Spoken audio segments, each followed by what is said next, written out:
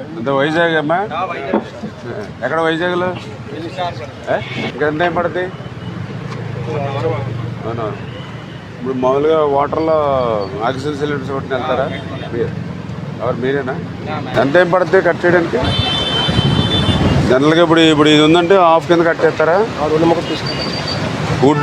Would iron కూడా cut అయిపోతుంది దానికి. ఇప్పుడు రెండు కట్ చేసి ఉడికి పైకి లేపితే అంటే పైకి లేపుతుంటే ఉడికి అలా లేస్తుందా?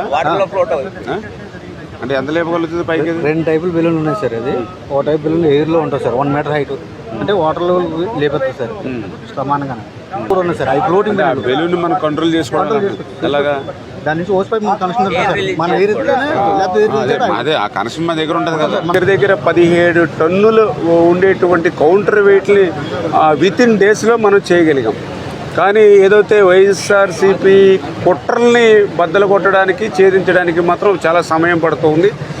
ఏదైతే ఈ యొక్క ప్రకాశం బ్యారేజీకి అడ్డుపడినటువంటి ఆ పడవల్ని తొలగించేటువంటి పని నిన్న ఉదయం మొదలు పెడితే రాత్రి వరకు కూడా ఎన్ని ప్రయత్నాలు చేసినా కూడా సఫలం కానిటువంటి పరిస్థితి.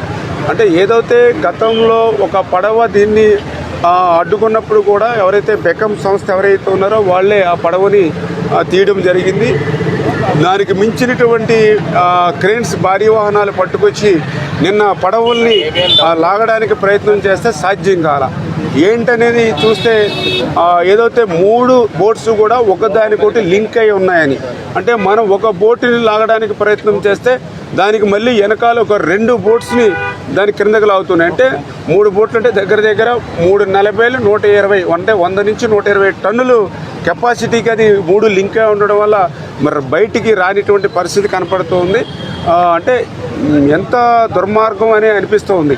ఎందుకంటే ఏదో ఒక బోటు వచ్చిందంటే ఏదో యాదృచ్ఛికంగా వచ్చింది అని అనుకోవచ్చు, లేదా బోటు వెనకాల బోటు ఒక 10 నిమిషాలు అరగంట గంట ఒక పూట తేడాగా వచ్చిందన్న యాదృచ్ఛికంగా వచ్చింది అనుకోవచ్చు.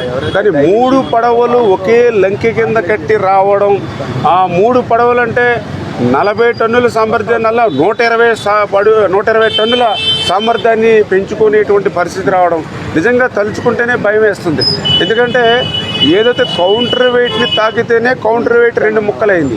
ఈ 120 టన్నుల సామర్థ్యాన్ని పెంచుకున్నటువంటి 3 బోట్లు కూడా ఒక్కసారిగా సెంటర్ ఫిల్లర్ని కనుక తగిలి ఉంటే ఇవాళ ఈ బ్యారేజీ మీద మీరు నేను నిల్చుని మాట్లాడుకునే వాళ్ళం కాదు. ఈవేళ క్రిందంతా కూడా బంగాళాఖాతం వరకు కూడా కలిసిపోయేటువంటి విధంగా ఉండేటువంటి పరిస్థితి ఉండేది. అదేవిధంగా ఇంకొకటి కూడా చెప్తూ ఉన్నారు, ఏదైతే ఆ పడవల్లో శాండ్ కూడా నింపి ఉండొచ్చు అని కూడా చెప్తూ ఉన్నారు.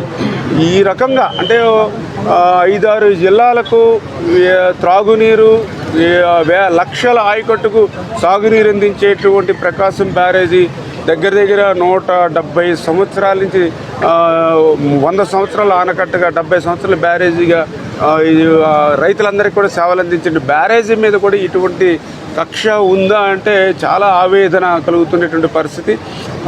నిజంగా ఇటువంటి దాని మీద గట్టిగా ముమ్మరంగానే దర్యాప్తు జరుపుతాం. ఖచ్చితంగా దోషులు ఎవరైతే ఉన్నారో వాళ్ళని శిక్షించేటువంటి వరకు కూడా వదిలే ప్రసక్తే లేదని చెప్పి తెలియజేసుకుంటూ, ఏదేమైనా ఇప్పుడు ప్రజెంట్ మాత్రం మా ఫస్ట్ ప్రయారిటీ ఏదైతే బోట్స్ ఏవైతే ఉన్నాయో వాటిని వెలికి తీయాలి. అందుకే ఈవేళ విశాఖపట్నం నుంచి కాకినాడ నుంచి కూడా డ్రైవర్స్ని కూడా తీసుకురావడం జరిగింది. వాళ్ళు చాలా ఎక్స్పీరియన్స్, వాళ్ళు కిందకి లోతులో కూడా దిగి ఆక్సిజన్ సిలిండర్స్ తోటి వర్క్ చేసుకుంటారు. అదేవిధంగా వాళ్ళు కూడా కిందకి దిగినప్పుడు ఆ బోట్ ఏదైతే ఉందో ఇప్పుడు తీయడం సాధ్యం అవ్వట్లేదు కాబట్టి దాన్ని 2 హాఫ్లుగా కట్ చేసేసి, అంటే ఒక బోట్ని 2 కింద కట్ చేసేసేటువంటి విధంగా ఆ కట్టర్స్ ఇవన్నీ కూడా మెటీరియల్ అంతా కూడా ఇప్పుడే తీసుకుని దింపుతూ ఉన్నాం. ఆ మెటీరియల్ అంతా కూడా కింద ఉపయోగించుకుని ఆ బోట్ని 2 పార్ట్స్గా కట్ చేసేసి ఆ కట్ చేసినటువంటి బిట్ని కూడా మనం పైకి తీసుకురావడానికి ఎయిర్ బెలూన్స్ ఆ టెక్నాలజీని కూడా ఇప్పుడు ఒక్కొక్క ఎయిర్ బెలూన్ కూడా ఒక 10 టన్నుల వరకు కూడా పైకి, అంటే కింద ఉన్నటువంటి దాన్ని కొంచెం వాటర్ లెవెల్కి కొంచెం పైకి లిఫ్ట్ చేయగలిగితే మనం సైడ్ నుంచి ఏదైతే క్రేన్స్ మనం పెట్టుకుని దాన్ని లాక్కోవడానికి అవకాశం ఉంటుంది.